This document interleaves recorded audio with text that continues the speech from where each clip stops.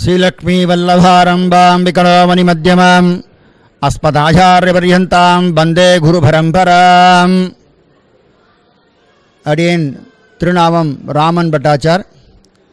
நான் தற்பொழுது லண்டன் மகாலட்சுமி கோயிலிலே பூஜைகள் செய்து கொண்டிருக்கிறேன்.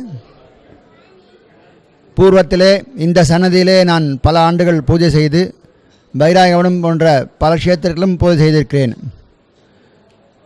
அதாவது வைணவ முறைப்படி 2 ஆகமங்கள் மிகச்சிறப்பாக போற்றப்படுகிறது.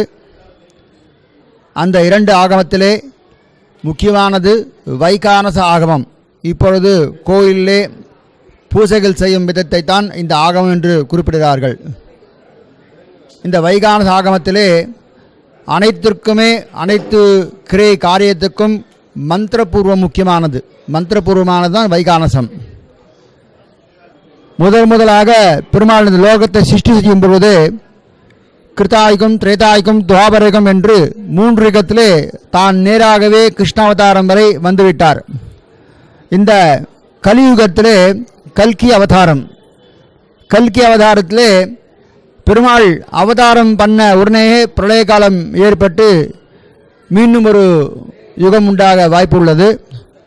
ஆகையால் இந்த கல்கி அவதாரத்திலே கலியுகத்திலே 4 லட்சம் ஆண்டுகள் உள்ளதால் இந்த கலியுகத்திலே பக்தர்கள் அனைவரும் அர்ச்சாரூபமாக இருந்து பெருமாள் அருள் புரிய வேண்டும் என்று முதலிலேயே நிர்மாணித்து அந்த அர்ச்சை செய்வதற்காக அத்ரி, பிருகு, மரிஷி, காஷ்யபால் போன்ற சப்த ரிஷிகளை அழைத்து நான் இந்த கலியுகத்திலே அர்ச்சாரூபமாக அர்ச்சகராக நீங்கள் அனைவரும் பூஜை செய்ய வேண்டும் என்று சப்தரிஷிகளையும் பெருமாள் வேண்டி கேட்டுக்கொண்டார்.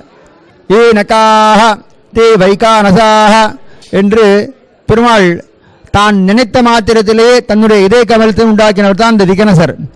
பெருமாள் எப்படி இருப்பாரோ அதே போன்று சங்கு சக்கரம், சின்முத்ரை என்றாலே உபதேசம் செய்யும் விதமாக சின்முத்ரையோடு கமலாஸ்தத்தோடு வரதாசத்தோடு விகனசாச்சாரியன் அவதாரம் செய்தார்.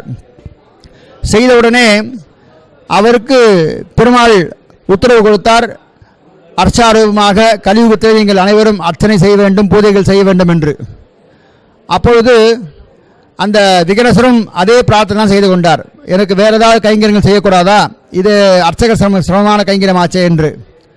அப்பொழுது பெருமாள் என்ன சொன்னார், ஒரு சின்ன குழந்தை தனக்கு தெரியாமல் தாத்தாவையோ பாட்டியோ எட்டி உதைக்கிறது கையில் இருக்கும்போது தான் அதுக்காக குழந்தை யாரும் திட்டதில்லை. அந்த மாதிரி தெரிஞ்சும் தெரியாமலும் அபச்சாரங்கள் நிகழ்ந்தால், அபச்சாரம்னா தெரிஞ்சு பண்ணுற தப்புக்கு எந்த பரிகாரமும் கிடையாது.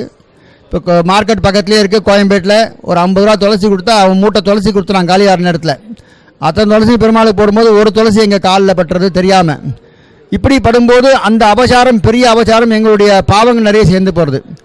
அப்போது இந்த மாதிரி பாவங்கள் வந்து சேருமே அப்படின்னு விகனசர் கேட்கும் பொழுது பெருமாள் என்ன சொல்கிறாருனாக்கா, நீ என்னோட குழந்தையா என்னுடைய புதல்வனாக நீ அவதரித்து பண்ணதுனால தெரிஞ்சும் தெரியாமல் பண்ண அபச்சாரங்கள் நான் ஏற்றுக்கிறேன் அப்படின்னு சொல்லி பெருமாள் அவருக்கு உத்தரவு கொடுத்து, ஏன்னா கோவில்னா ஒரு ஆகமங்கள். இப்போ இந்த பெருமாள் வைகுண்டவாசன், பெருமாள் சீனிவாசன், ரங்கநாதர், இப்படி பல க்ஷேத்திரங்கள். கோவிலோட அமைப்பு பல விதானம், கர்ப்பகிரகம், மகாமண்டபம், அர்த்த மண்டபம், சோபன மண்டபம் அப்படின்னு துஜாரண மண்டபம், பிரம்மோத்சவம் பல மண்டபங்கள் இருக்குது. அதே மாதிரி பெருமாளுக்கு நித்தியோத்சவ, பட்சோத்சவ, மாசோத்சவ, பல்லவோத்சவ, அநேக உற்சவங்கள், பவித்ரோத்சவம், நிறைய உற்சவங்கள் இருக்குது. இந்த உற்சவத்துக்கு ஒவ்வொரு மந்திரங்கள், அந்த மந்திரங்கள்லாம் பெருமாள் 4 கோடி மந்திரத்தை அந்த விகனச ஆச்சாரனுக்கு சொல்லிக் கொடுத்தார் பெருமாள்.